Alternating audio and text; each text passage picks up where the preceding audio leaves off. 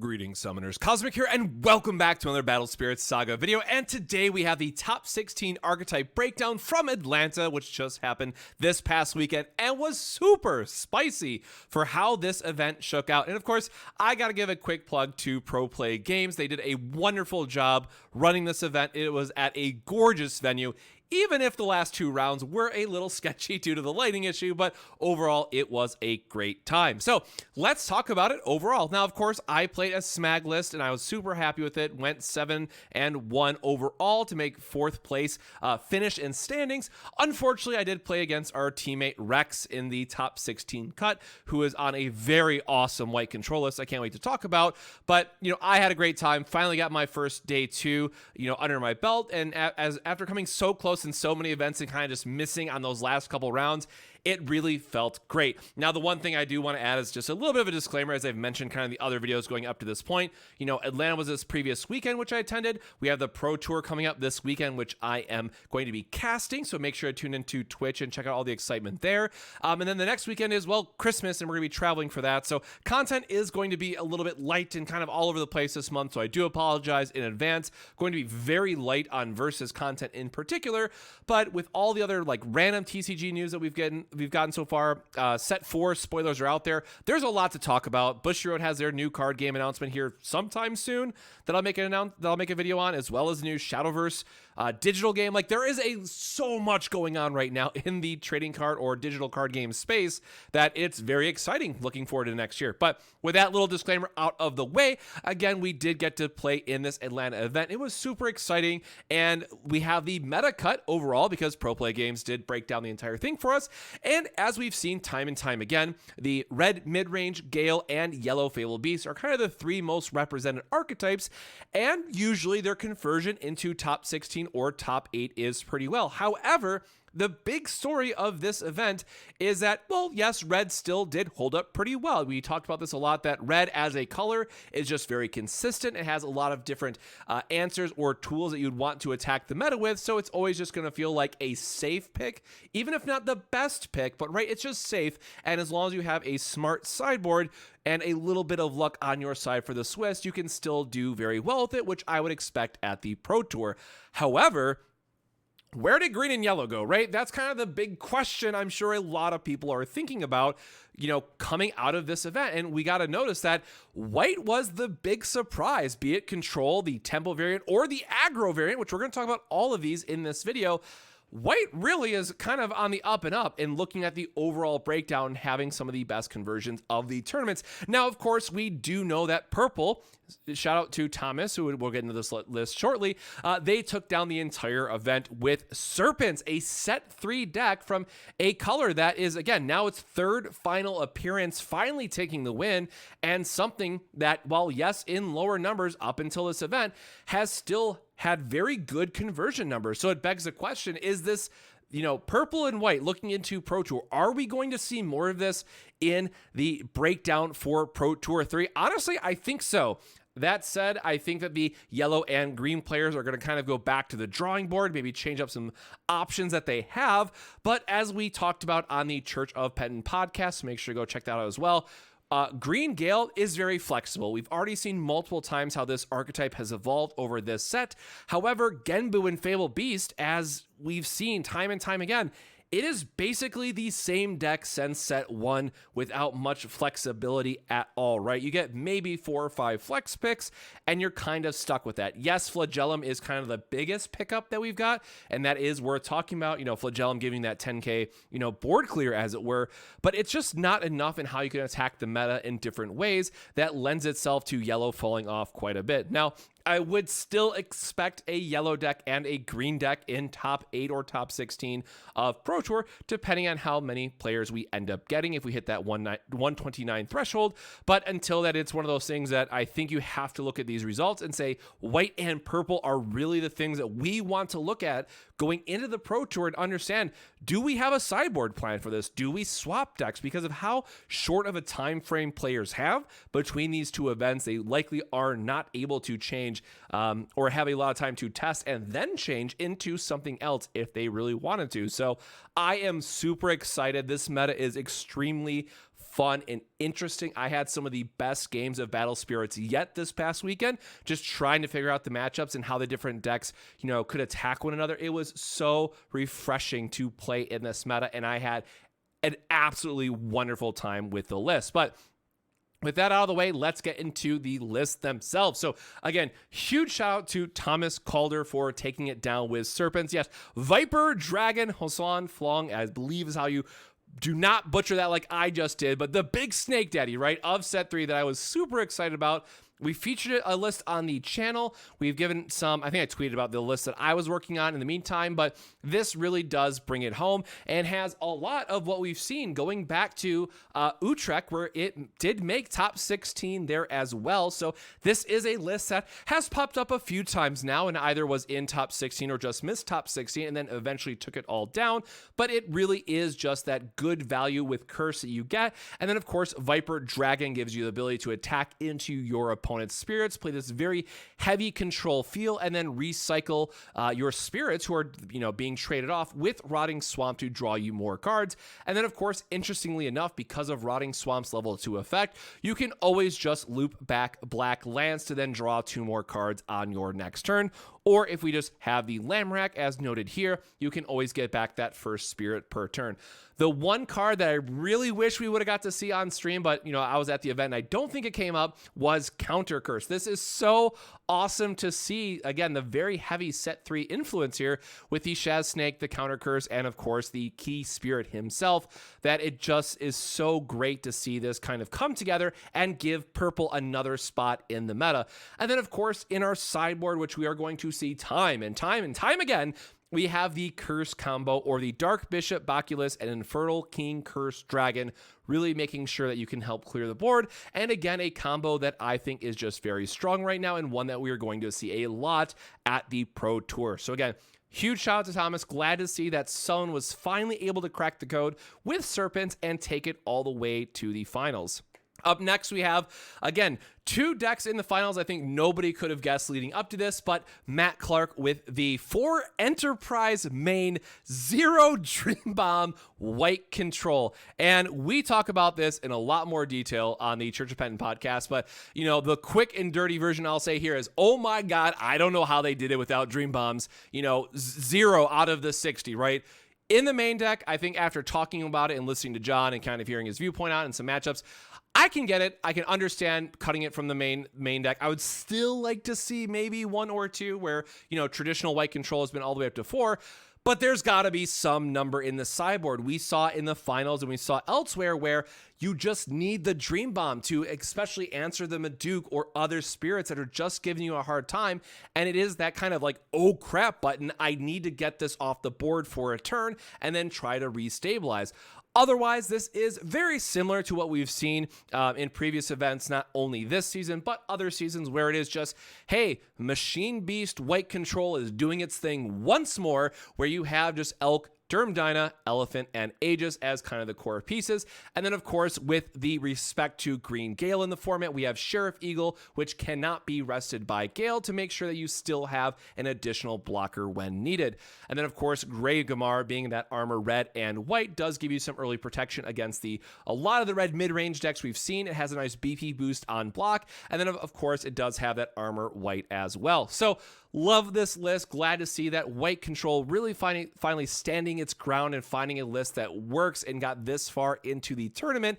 And again, one I think that, maybe not this exact 60 cards, but one that we can expect to see leading into the Pro Tour, which then begs the question, how much red are we really going to see, right? So one other deck, and I know for these top 16 archetypes or top 8 breakdowns, I usually don't repeat archetypes because yes, Rex did play a white control list, but it is so vastly different. I thought I at least had to mention it here. So you'll notice that a lot of the white control decks lately have cut all the way back to 4 Nexus with just the Machine Beast Nexus, or in some cases running Volcanic Break to give you that red splash, or Volcanic Canyon to play Volcanic Break and Star Blast draw, give you that red reduction and help you filter through the deck, right? However, we just said, you know what? Let's roll the 10 Nexus. Let's get them all on board. And then, you know what? Yellow and purple like to draw a lot of cards. Oh, what's good against that? Oh, Mandala, it turns out. So, yes. Ooh, I got milled out. This was like thinking back to our matchups. It's honestly some of the most fun Battle Spirits I've played in a hot minute because this deck makes you think so differently on how you're going to approach it. Now, again, there are some games where you just go, okay, I Dream Bomb your guy or Floodstream your Eagle, turn stuff sideways and win, right? But because they have all the traditional white control elements as well as that Mandala clock on the top end, it takes like 2 mandalas and you're milled out. That is just the reality of it if you have a heavy draw engine in it. And knowing white and what white wants to do, it's not hard to survive to see 2 mandalas. And I remember in one of our games, and again, it's us, we played a lot, we've tested lists together and all that good stuff, but there was one game where he like mandala'd me, ice shield, and he's like, mandala ice shield from hand, and like, yeah, okay, you got it, I'm dead, here's, you're gonna mill me out, let's just scoop it up and go to the next game. So it does bum me a little bit in my heart of hearts that the Husbando did not find a good spot in a, more blue focused deck, but because his mill is not restricted to, blue Nexus, it's any Nexus, this was a absolutely fantastic choice to build. And of course, we still have to respect the Genbu with the giant tank mobile, but this was a fantastic pick for the event, one that I really loved, again, getting to play against and see it do very well in the tournament. So huge shout out to CCND boys. 3 out of the 4 of us got top 16 at the event and just overall had a really good time with it. But overall, bigger picture here, going back to it, yes, it is still in the shell of it, a weight control deck, but it does have a very different kind of end game strategy to it that can catch you off guard if you're not expecting it, but still having the 4 Derm Dyna in the sideboard in case you are playing the mirror or something that is just going to try and gum up the board where that, Mandala isn't going to be the answer you want it because they're not drawing a lot of cards and just want some unblockable to push through. Speaking of red, we do see Alex Blandon getting another top cut finish, this time getting to top 4 with red mid-range. And the interesting one here is kind of watching how this has evolved over time. We have talked a lot time and time again about red mid-range on this channel, and it really is about Battle Axe Apollo Dinos kind of taking the spotlight away from the Dragno King, away from the Trident Dragon, and then shout out to OG starter set 1 Nebula Dragon Andromeda, right?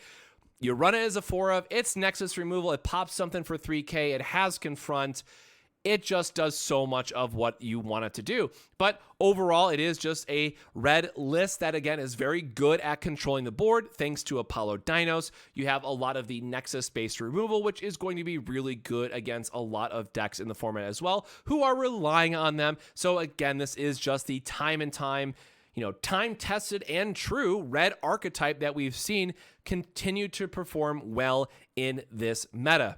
Not too much more to say about that. Again, a very solid pick going into the Pro Tour and one I expect that some players may pick up on, but it is one of those, questions that we have to ask.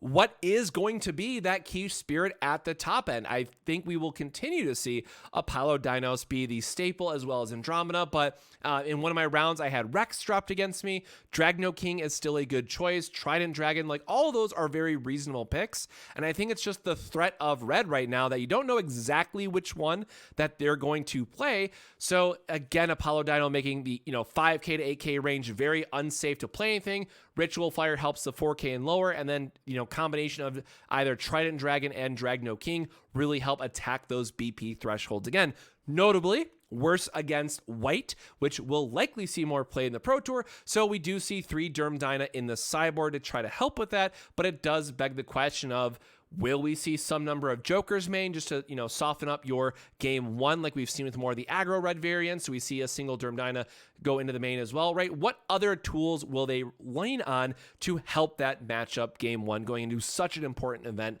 like the Pro Tour? Now going into top 8, again, this one I think is kind of like the main talk of the event because it was just so cool to see a Cole main list. And, Cole main's a key spirit, draws you a bunch of cards, all the reduction. But the one that we really got to give a shout out to in this list is Power Boost. Yes, that card everyone's forgotten about by now.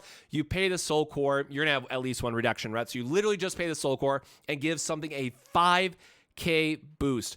With Camellia Whip, it basically makes it that you have Absolute Ice Shield on a budget. With Dragno Guard, it's going to surprise your opponent and make them lose 2 symbols off the board in that turn. Like, it is just such a strong gotcha card. It is so great to see in this list. But otherwise, it is just a super low to the ground, be aggressive, clear out the board as quickly as possible, get those BP thresholds that's helping you push damage. And then if your opponent does flood stream you, spoiler, Coalmane does allow you to kind of refill your hand and give you that extra gas that you need while being a rather difficult spirit to block, it turns out. So the one thing I will say here is I would like to see it as a 3 of because it is just one of those things you just want to make sure you see one of them over the course of the game.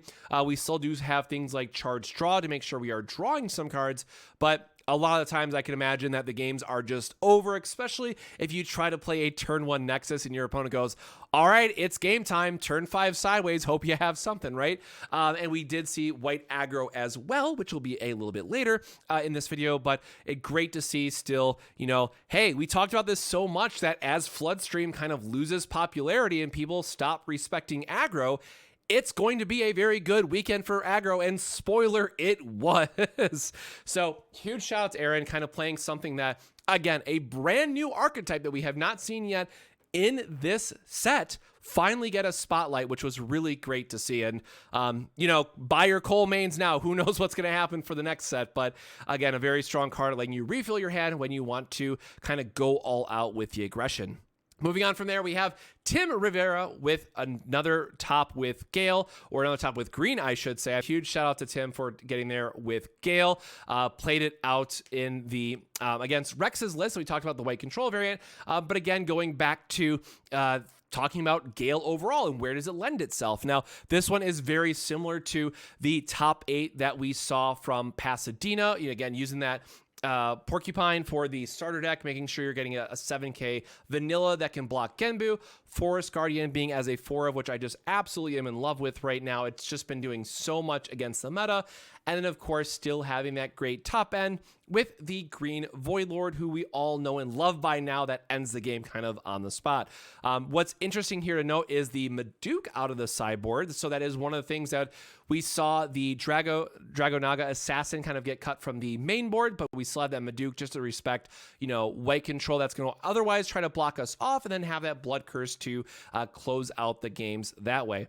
Floodstream main, I think, is a very good choice right now in general, so love to see the 3 here. Again, where a lot of lists have been cutting them, so I'd be very curious to hear from Tim on how those did overall, but I think especially with how Gale wants to set up and how it is such a late game focus of we need to see Highlands to make sure we can play our, you know, big scary spirit early enough. I think that lends itself well to, you know, we do need some defensive options, and having the Forest Guardian can really help, you know, gunk up the board for us, as well as getting us some double ramp if you have the Emerald Sanctuary in play, and then the Floodstream, which kind of gives you that, you know, built-in protection against aggro because your starts can be a little bit slower. So again, Gale, no stranger in this format by now, but one I would still expect to see at the Pro Tour and one to plan for. Moving on from there, we have the white tempo list from Jeremy. And again, huge shout out going all the way back to the UK crew who played something very similar.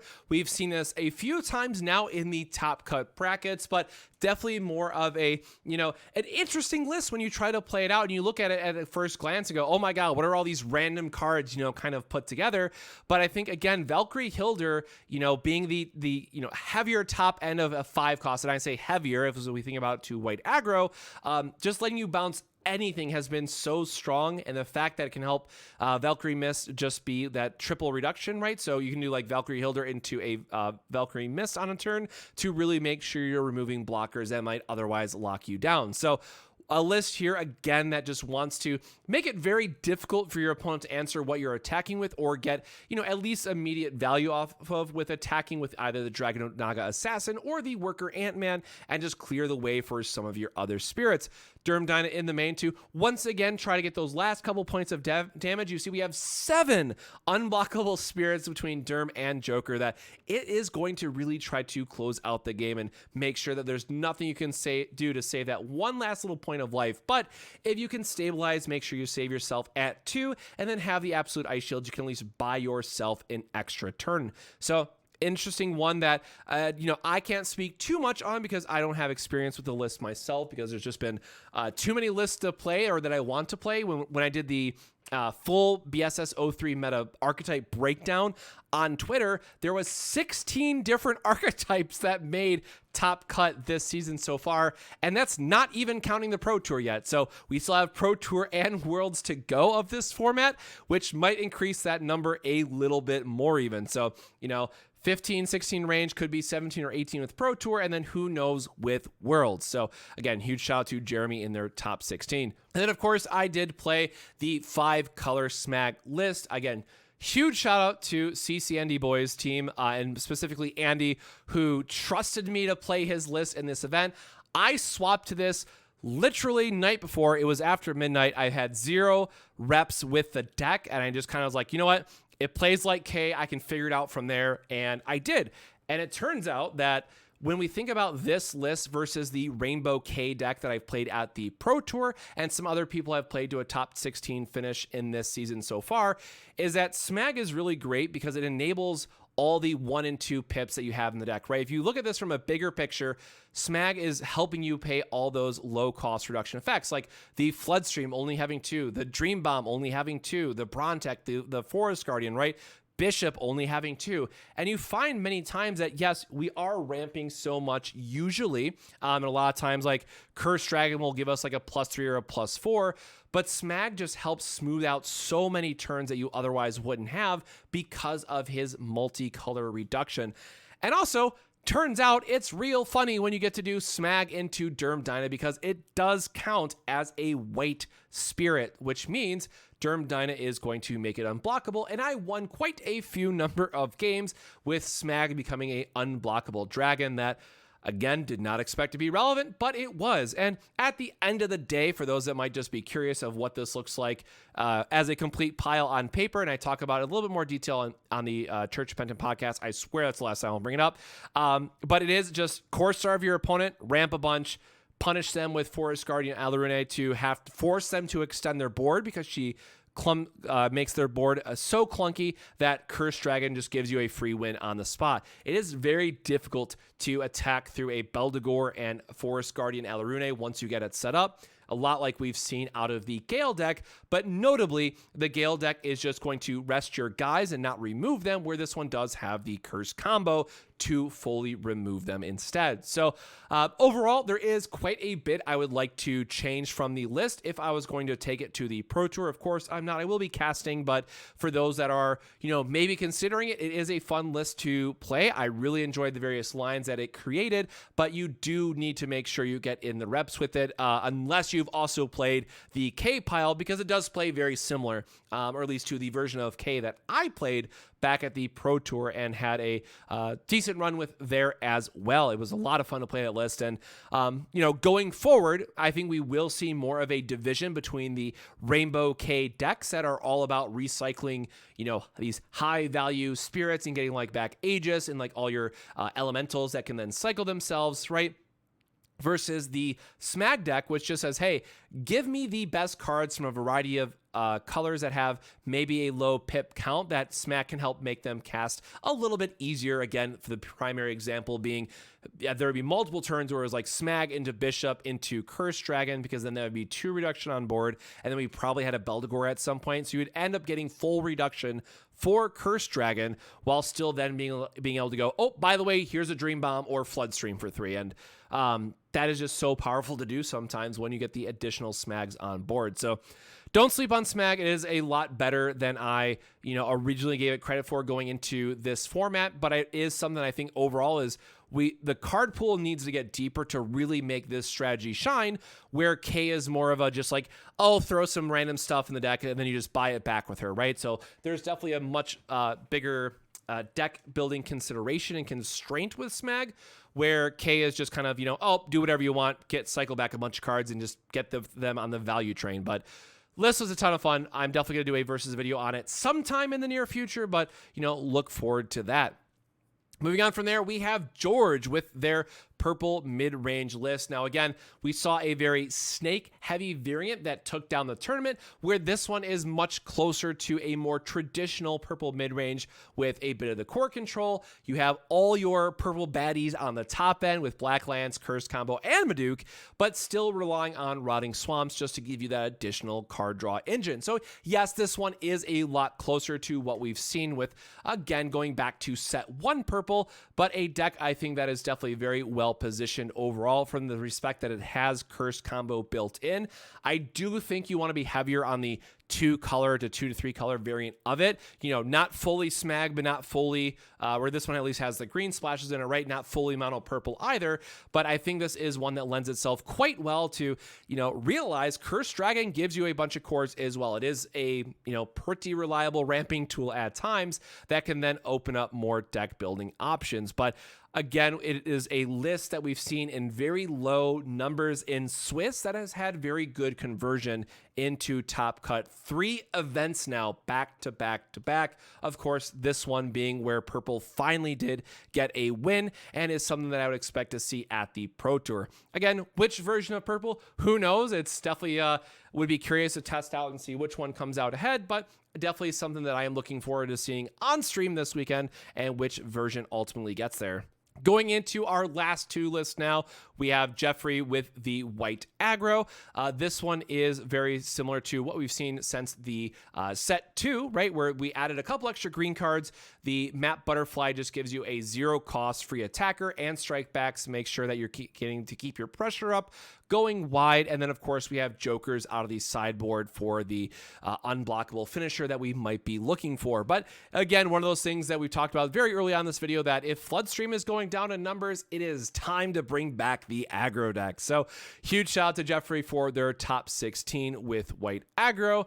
And then of course, last but not least, we have Joshua on the 1 Fable Beast that made it into top 16. And as I've mentioned time and time again, this is ultimately a list that you will know 40 out of 50 cards minimum in the main deck, because it is just so self-building with realizing that you want to lean as heavily as possible on that Fabled Beast, Blessed, and, you know, Hex Knight package to make sure you're able to draw through your deck. Now, the one thing I do want to give a shout out here is the sideboard choices. The 2 Apollo Dino, I'm really curious to see how much that was able to, you know, play the gotcha card and against some people, as well as the 4 Feral Slash, which I think is just still a very good pick right now, because we do want to be punishing Nexuses at the end of the day.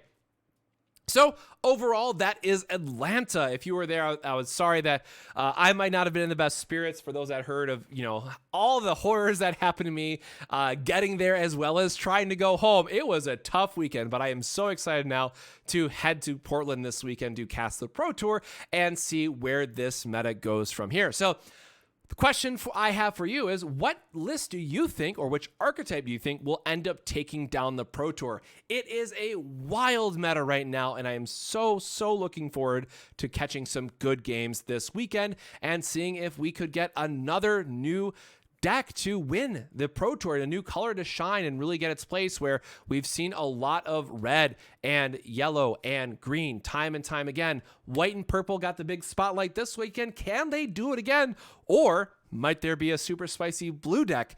Let's tune in this weekend to find out. So with that, my friends, again, I apologize. Content for this month is going to be a little bit light as we're going to all these events and then traveling for the holiday and whatnot. But I am so excited to get back to Versus videos and some other things that I'm working on, hopefully very soon. So hopefully everyone else is having a good little holiday break as well. But until next time, stay safe, stay hydrated, and I'll see you in the next one. Cheers.